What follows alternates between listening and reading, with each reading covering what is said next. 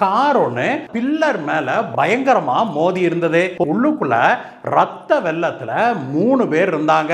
செவுத்துல அங்க இங்கன்னு ரத்த கரைகள் படிஞ்சிருக்க பாக்குறாங்க. கீழே ஃப்ளோர்ல எல்லாம் ரத்த துளிகள் சொட்டுக்கிட்டே யாரோ ஓடுனது போலலாம் இருக்குது. அந்த போஸ்ட்மார்ட்டம் ரிப்போர்ட் வந்த போதுதான் போலீசார் பயங்கர அதிர்ச்சி அடைகிறாங்க. பிப்ரவரி 19, 2029 மேற்கு வங்க மாநிலத்தில் இருக்கிற கொல்கத்தாவுடைய ஒரு பகுதியில் இருக்கிற தாங்கரா அப்படிங்கிற பகுதியில் இருந்த போலீஸ் ஸ்டேஷனுக்கு ஒரு போன் கால் ஒன்று வருது. அதிகாலை சுமார் 4 மணி அளவில் வந்த அந்த போன் கால்ல போலீசார்கிட்ட எதிர்முனையில் இருந்தவர், சார் இஎம் பைபாஸ் இருக்குது இல்லையா, அதுக்கு அடியில் போற சாலையில் ஒரு பயங்கரமான விபத்தாயிருச்சுங்க சார், உடனடியாக நீங்க அங்க வரணும் அப்படின்னு சொல்லி ஒரு போன் கால் வருது. போலீஸ் அங்க விரைந்து போறாங்க. அங்க போய் பார்த்தபோது ஒரு காஸ்ட்லியான கார் ஒன்று அந்த இஎம் பைபாஸ்ல மேல வந்து மெட்ரோ ரயில் போகுது. கீழே அந்த மெட்ரோ ரயில் பில்லர் மேல பயங்கரமா மோதி இருந்தது. போலீசார் ஓடி போய் பார்த்தபோது உள்ளுக்குள்ள ரத்த வெள்ளத்துல 3 பேர் இருந்தாங்க. 2 அடல்ட்ஸ், ஒரு மைனர் சின்ன பையன் ஒருத்தன் உள்ள அடிபட்டு கிடக்கிறத பாக்குறாங்க. போலீசார் உடனடியாக அவங்களை காப்பாத்தி மருத்துவமனைக்கு அனுப்புறாங்க. மருத்துவமனைக்கு போகும்போதெல்லாம் மயக்கமா தான் இருந்தாங்க 3 பேருமே. மருத்துவமனைக்கு போன பிறகு அங்க முதலுதவி கொடுக்கப்படுது.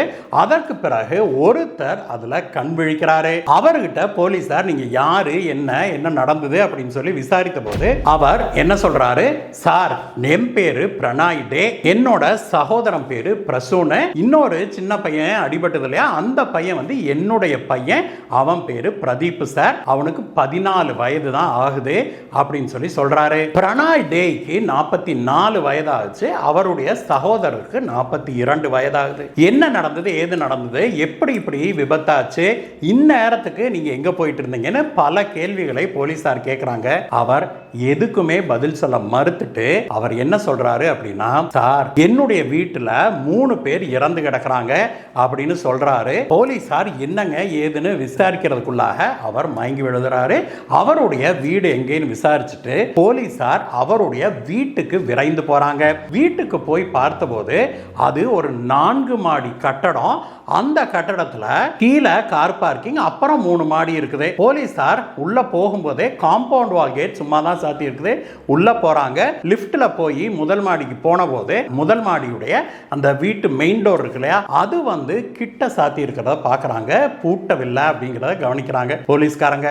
அந்த வீட்டு கதவை திறந்துட்டு உள்ள போறாங்க. ஹால் எல்லாம் பயங்கரமா ஆங்காங்கே எல்லாம் கலஞ்சபடி கிடக்குது பொருட்கள். உள்ளுக்குள்ள போனா ஒரு 40-45 வயது மதிக்கத்தக்க ஒரு பெண்மணி ரத்த வெள்ளத்துல கிடக்கிறத பாக்குறாங்க. போலீசார் அருகாமையில போய் பார்த்தபோது அவங்க கையில இந்த நரம்புகள்ல வெட்டுக்காயங்கள் இருக்கிறத பாக்குறாங்க. ரத்தம் போயிருக்குதுங்கிறது தெரியுது. அதற்கு பிறகு அடுத்த பெட்ரூம்ல போய் பார்த்தா அங்க இன்னொரு 40 வயது மதிக்கத்தக்க ஒரு பெண்மணி இறந்து கிடக்கிறாங்க.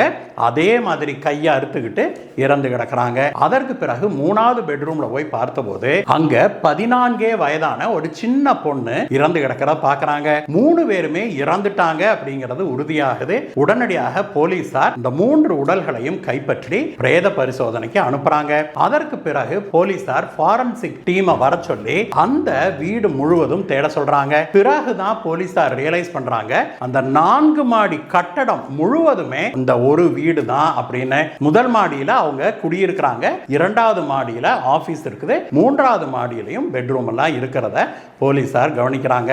கீழே கார் பார்க்கிங்ல இருந்து ஆரம்பிச்சு 4வது மாடி வரைக்கும் அலசறாங்க ஃபாரன்சிக் டீம். போலீசார் அந்த வீடு முழுவதையும் அலசி ஆராய தொடங்குறாங்க. கீழே கார் பார்க்கிங்ல பாக்குறாங்க. எந்த விதமான மாற்றங்களோ எந்த பிரச்சனையும் நடந்த மாதிரி தெரியல. ஃபர்ஸ்ட் ஃப்ளோருக்கு போறாங்க. அங்கதான் 3 பெட்ரூம்ல 3 பாடி கிடந்தது இல்லையா, அந்த ஃப்ளோரை அவங்க ஆய்ந்து பார்த்தபோது அங்க ஆங்காங்கே ரத்த துளிகள் கிடக்கிறத போலீசார் கவனிக்கிறாங்க. அது மட்டும் இல்ல, ரத்த கரைகள் படிஞ்சிருக்குது. அங்கங்க நிறைய இடங்கள்ல ரத்த கரைகள் இருக்கிறத பார்த்துட்டு போலீசார் வந்து ரைட்டு இங்க தான் சம்பவம் நடந்திருக்கும் போல் இருக்குது அப்படின்னு சொல்லி நினைக்கிறாங்க. அதற்கு பிறகு அவங்க இரண்டாவது மாடிக்கு போறாங்க. இரண்டாவது மாடியில ஆபீஸாக இருந்தாலும் அங்கேயும் ரூம் எல்லாம் இருக்குது. ஆனா அங்க எந்த டெட் பாடியோ எதுவுமே இல்ல. ஆனா இரண்டாவது மாடியிலையும் சாமானங்கள்லாம் எல்லா பக்கமும் இறஞ்சு கிடக்குது.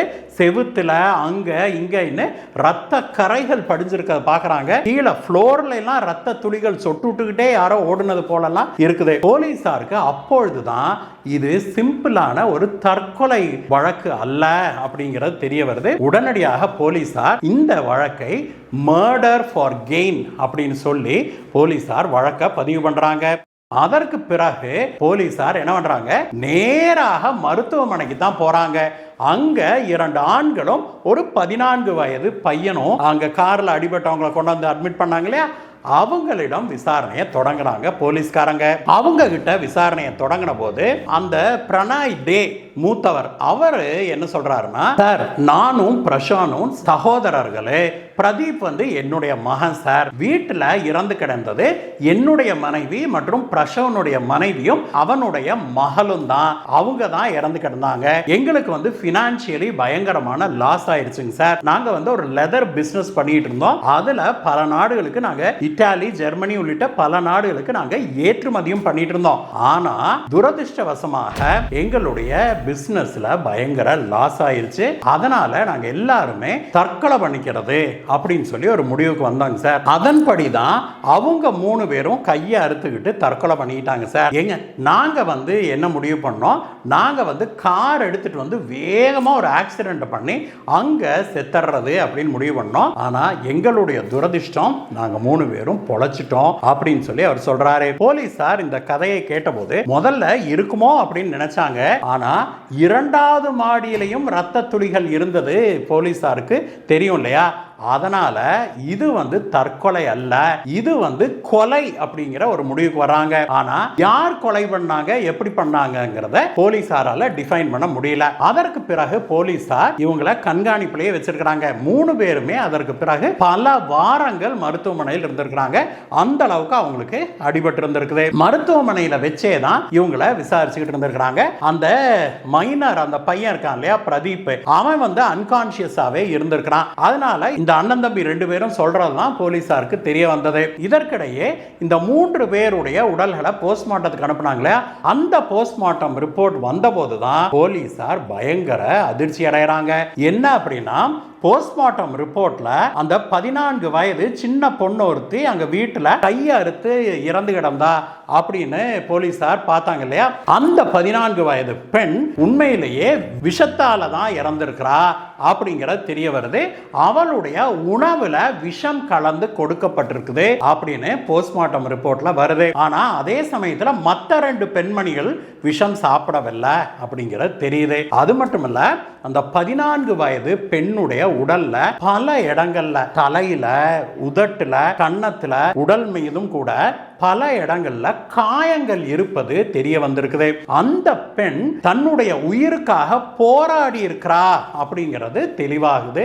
அது மட்டுமல்ல, அதற்கு அடுத்ததாக அந்த மூத்த பெண்கள் 2 பேர் இருக்காங்க இல்லையா, அவங்களுக்கும் உடல்ல பல இடங்கள்ல காயங்கள் இருந்திருக்குது. கழுத்தை நெரித்ததற்கான காயங்களும் இருந்திருக்குது. அதுல ஒரு பெண்மணி கழுத்தை நெரித்ததால தான் இறந்தாரு, கையை அறுத்துக்கிட்டு ரத்தம் போனதால இறக்கல அப்படின்னும், இன்னொரு பெண்மணியுடைய கழுத்துல அறுத்திருக்கிறாங்க, அதுல பெருமளவுல ரத்தம் போய் அந்த ரத்தத்துல சோக்காய் தான் அவங்க இறந்திருக்கிறாங்க அப்படிங்கிற தெரிய வரவே வீட்டுல இறந்து கிடந்த 3 பேருமே கொலை செய்யப்பட்டிருக்கிறாங்க அப்படிங்கிறது தெளிவாகுது போலீசாருக்கு. அதற்கு பிறகு மருத்துவமனைக்கு இந்த சகோதரர்கள் 2 பேர் இருக்காங்க இல்லையா, அவங்க விசாரணையை தீவிரப்படுத்துறாங்க போலீஸ்காரங்க. சுமார் 10 நாட்களுக்கு பிறகு இதுல மூத்தவரான பிரணீடே ஓரளவுக்கு உடல் தேறிட்டாரு அப்படிங்கிறதுனால அவங்கள ஹாஸ்பிட்டல்ல இருந்து டிஸ்சார்ஜ் பண்றாங்க. வெளியிலேயே காத்திருந்த போலீசார் அவரை ஸ்டேஷனுக்கு கூட்டிட்டு போய் அவரிடம் கேள்விகளை கேட்டு பயங்கர நெருக்கடி கொடுக்கறாங்க. அவங்க எப்படி எல்லாமோ கேட்டு பார்க்கறாங்க. ஆனா அவர் அசைஞ்சு கொடுத்த பாடில்லை. அவர் சொன்ன கதையை தான் சொல்றாரு. அதற்கு சாட்சியாக சில நாட்களுக்கு முன்பு நாங்க கொடுத்திருந்த ஒரு செக்கு 23 லட்ச ரூபாய் செக்கு பவுன்ஸ் ஆயிடுச்சுங்க சார். அதையும் நீங்க பாருங்க. நான் அவங்கள கொலை செய்யவே இல்லை, நாங்களாம் தற்கொலை பண்ணிக்கலாம் தான் முடிவு பண்ணோம். ஆனா எங்களுக்கு கடன் கொடுத்திருந்தார் இல்லையா ஒருத்தர் மகேஸ்வர் அப்படின்னு, அவர் இவங்க 3 பேர்த்த கொண்டிருப்பாங்களோன்னு எனக்கு டவுட்டா இருக்குது. நாங்க வீட்டில் என்ன சொல்லிட்டு வந்தோம், இந்த மாதிரி நீங்க 3 பேரும் தற்கொலை பண்ணிக்கோங்க அப்படின்னு சொல்லிட்டு நாங்க கிளம்பி வந்துட்டோம். ஆனா அதற்கு பிறகு அவங்க தற்கொலை பண்ணிக்காம கொலை பண்ணப்பட்டு இறந்திருக்கிறாங்க அப்படின்னா அந்த மகேஸ்வர் பண்ண வேலையா தான் இருக்கும் அப்படின்னு இந்த பிரணய் டே சொல்றாரு. போலீசாருக்கு இது புது குழப்பமாக மாறுது. உடனடியாக அந்த மகேஸ்வர் யாரு அப்படின்னு விசாரிச்சு அவரை போய் இழுத்துட்டு வராங்க. அவர் என்ன சொல்றாரு, சார் நான் இவங்களுக்கு பெரிய தொகை ஒண்ண நான் கடனாக கொடுத்தது உண்மைதான். அதை இவங்க திருப்பியே கொடுக்கலைங்க சார். ஒரு வருஷம் முன்னாடி வரைக்கும் அவங்க அப்பா உயிரோடு இருந்தாரு. அவர் இருக்கிற வரைக்கும் பிசினஸ் நல்லா பார்த்துக்கிட்டு நல்லா போயிட்டு இருந்தது. ஒரு வருஷத்துக்கு முன்னாடி அவர் இறந்துட்டாருங்க சார். அதுக்கு பிறகுதான் பிரச்சனையே ஆரம்பிச்சது. இவனுங்க 2 பேரும் பயங்கரமான செலவாளிக, ஒரு பைசா கையில வச்சுக்க மாட்டாங்க. இவனுங்க தான் அப்படின்னா இவங்களோட சம்சாரங்களும் அப்படித்தான். பயங்கர எக்ஸ்பென்சிவான சாமானங்களை வாங்குறது, காஸ்ட்லியான திங்ஸ் வாங்குறது, பிராண்டட் தான் போடுறது அப்படின்னு ஆரம்பிச்சு கண்ணு மண்ணு தெரியாம செலவு பண்ணிட்டாங்க சார். ஏற்கனவே ஒரு பிசினஸ் இவங்க க்ளோஸ் பண்ணிட்டாங்க. இவங்க பட்டு ஆடை தயாரிக்கிற தொழில் ஒன்று வச்சிருந்தாங்க சார். அந்த சில்க் சாரி, சில்க் ட்ரெஸ் எல்லாம் தயாரிக்கிற ஃபேக்டரிய ஒரு 7-8 மாசத்துக்கு முன்னாடி இழுத்தே மூடிட்டாங்க. அது இப்ப சும்மா தான் கிடக்குதுங்க சார். அதை விலை சொல்லிட்டு இருக்கிறாங்க. அது மட்டும் இல்ல, இப்ப இருக்குது இல்லையா தொழில், இதுவும் பயங்கரமான நஷ்டத்துல போகுது. இவங்களுக்கு இந்த நஷ்டத்தை பத்திலாம் எந்த கவலையுமே இல்லைங்க சார். தொழில் மேலையும் ஒரு அக்கறை இல்ல. பணத்தை செலவு பண்ணி பழகிட்டாங்க. அதனால இவங்களால கையில காசே வச்சுக்க முடியல. இவங்க அப்பா காலத்துக்குள்ள இருந்தே நாங்க இவங்களுக்கு கடன் கொடுத்துக்கிட்டு இருக்கிறோம். ஆனா இவங்க அப்பாவுக்கு பிறகு இவங்க எல்லாம் பண்றதை பார்த்துட்டு தான் நான் என்னோட பணத்தை எப்படியா திருப்பி வாங்கிடணும் அப்படின்னு நடையா நடந்தாங்க சார். போன் பண்ணி நான் மிரட்டினதெல்லாம் உண்மைதான்.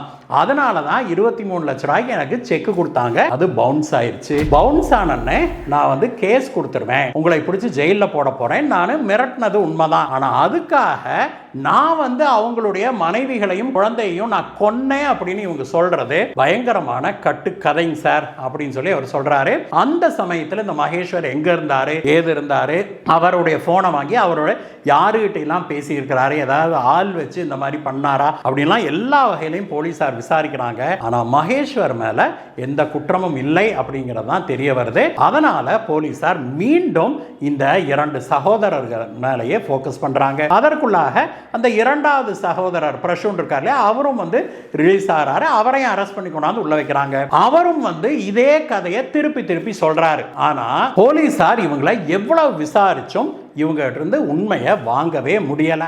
அந்த சமயத்துல தான் போலீசாருக்கு ஒரு போன் கால் வருது மருத்துவமனையிலிருந்து. அந்த 14 வயது பையன், யாரு, பிரணய் டேயுடைய மகன், ஆஸ்பத்திரியில அட்மிட் ஆயிருந்தார் இல்லையா, பயங்கர சீரியஸா, அவர் கண் முழிச்சிட்டாரு அப்படின்னு சொல்லி போலீசாருக்கு தகவல் வரவே போலீசார் அங்க விரைந்து போறாங்க. அங்க போலீசார் போய் கேட்டபோது அந்த பையன் என்ன சொல்றான், சார் எங்க அப்பாவும் சித்தப்பாவும் சேர்ந்து எங்க அம்மா, சித்தி, என் அக்கா, என் சகோதரின்னு எல்லாத்தையுமே இவங்க அடிச்சே கொண்டாங்க சார். அந்த சமயத்துல என்னையும் அடிச்சாங்க சார்.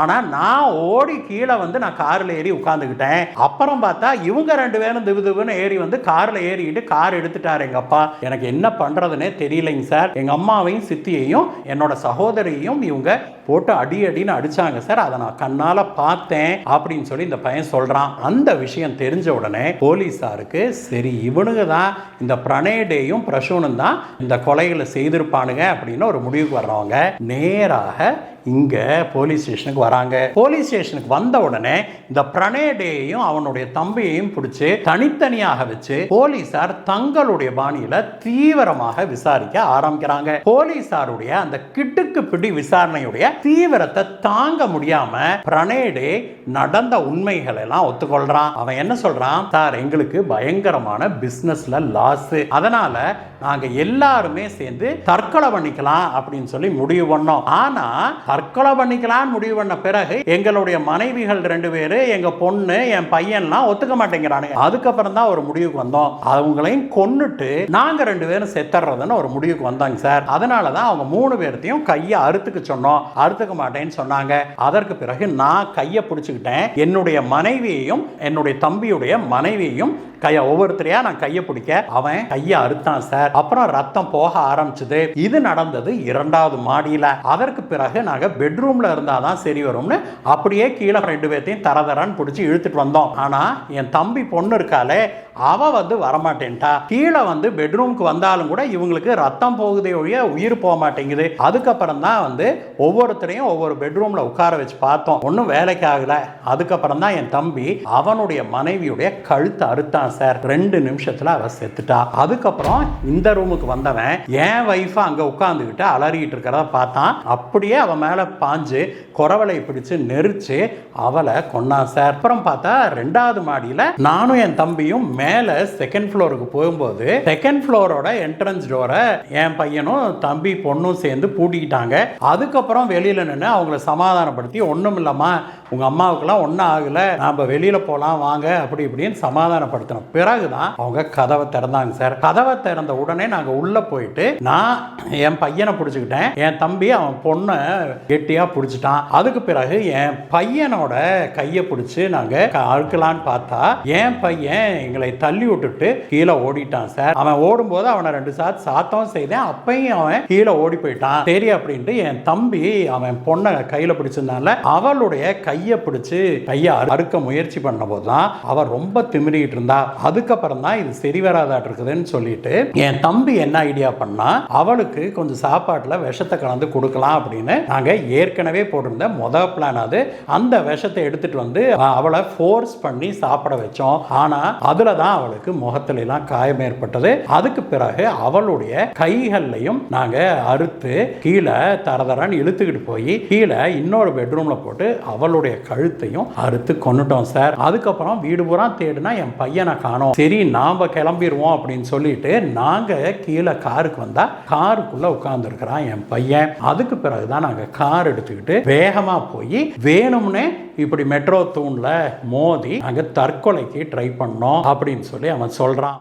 அவன் இவ்வளவு தூரம் சொன்னாலும் கூட அவன் சொன்னதை போலீசாரால முழுசா நம்ப முடியல. போலீசார் அவங்க கிட்ட மேலும் விசாரணை பண்ணிட்டு இருக்காங்க. உண்மையிலேயே இவங்க அண்ணன் தம்பி 2 பேரும் அவங்களுடைய மனைவிகள் 2 பேரு, குழந்தைகள் 2 பேர்த்தையும் கொன்னுட்டு அந்த இன்சூரன்ஸ் படத்தை வாங்கிக்கலாம் அப்படிங்கிற ஒரு பிளான்ல இருந்தாங்களோ அப்படிங்கிற ஒரு சந்தேகம் போலீசாருக்கு வந்திருக்குது. அந்த ஆங்கிள் போலீசார் இப்பொழுது விசாரிச்சுக்கிட்டு இருக்கிறாங்க. ஆனா அண்ணனும் தம்பியும் கல்லுளி மங்கனுங்க அந்த ஒரு ஆங்கிள் போலீசார் எவ்வளவுதான் விசாரிச்சு பார்த்தாலும் அப்படியெல்லாம் கிடையவே கிடையாது. நாங்க கடன் தொல்லை தாங்காம தான் கொலை பண்ணிட்டு நாங்களும் தற்கொலைக்காக தான் முயற்சி செய்தோம் அப்படின்னு சொல்லி அவனுங்க சாதிச்சுக்கிட்டு இருக்கிறானுங்க. இவனுங்களிடம் போலீஸ் விசாரணை இன்னும் நடந்து கொண்டிருக்குது. இந்த வழக்குல மேலும் பல உண்மைகள் வெளிவரும் அப்படின்னு போலீசார் எதிர்பார்க்கிறாங்க. அப்படி தகவல்கள் கிடைக்கும் போது நம்மளுடைய கம்யூனிட்டி டேப்ல அதை உங்களுக்கு நாங்க தெரிவிக்கிறோம் நண்பர்களே. இந்த வீடியோவை பற்றிய உங்களுடைய கருத்துக்களை சொல்லுங்க நண்பர்களே. மீண்டும் உங்களை வேற ஒரு வீடியோ சந்திக்கிறேன் கைஸ். Bye bye.